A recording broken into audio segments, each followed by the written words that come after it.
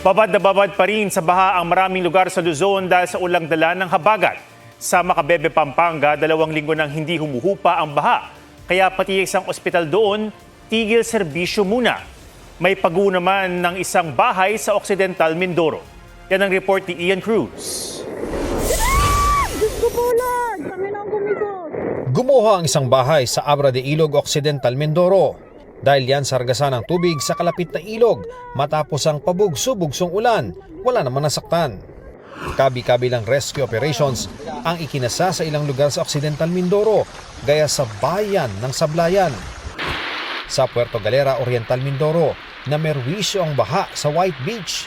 May mga lumikas na ring residente. Masungit na panahon sa Batangas, bumaha sa ilang kalsada pati sa harap ng isang palengke. Sa bayan ng Lian, nagbangka ang mga residente dahil sa abot baywang na baha. Ngayong araw, umabot sa 154 families ang inilikas ayon sa Batangas CDRRMO. Sa Macabebe, Pampanga, 2 linggo nang hindi humuhupa ang baha sa Barangay Batasan. Pangmatagalang flood control project ang hiling ng mga residente. Dahil din sa baha, kaya kahapon pa sarado ang Mayor Domingo Flores District Hospital, nagtayo muna ang mga taga-ospital ng medical outpost sa private compound ng chairman ng Barangay Batasan. Ang DSWD naghatid na ng 20,000 food packs sa lugar. Sa Olongapo City, ilang residente sa Hilltop Upper Calaklan ang wala ng matirhan dahil sa pagguho ng lupa. Panawagan ng ilang apektado, ma-relocate sila. Makapal na putik naman ang iniwan ng baha sa ilang bahay sa Acacia Street sa Barangay Gordon Heights. Sa Tarlac City, isang dike sa Barangay San Isidro ang nawasak sa habagat. Nilagyan muna yan ng sandbag ng City Hall ayon sa uploader.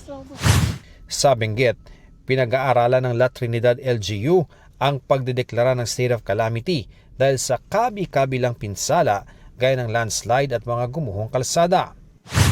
May bato sa ilalim! Bob, sandali muna! Hirap makalusong sa baha ang rider na ito sa Antipolo, Rizal. Maya-maya, dumating ang isang truck at hinarang ang ragasan ng tubig. Yun ang ginawa niya!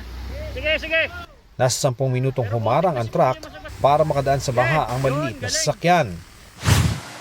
Sa Barangay Mambugan, mga estudyante naman ang nakipagsapalaran sa baha. Pero ang isa sa kanila nadulas hanggang sa tangayina ng tubig. Ligtas naman silang nakauwi. Ayon sa uploader ng video na kanila ring guro, nahirapan sila sa pag-uwi dahil late na nagsuspinde ng klase. Halos ganyan din ang sitwasyon ng mga pauwing estudyante sa San Mateo. Ian Cruz, GMA News.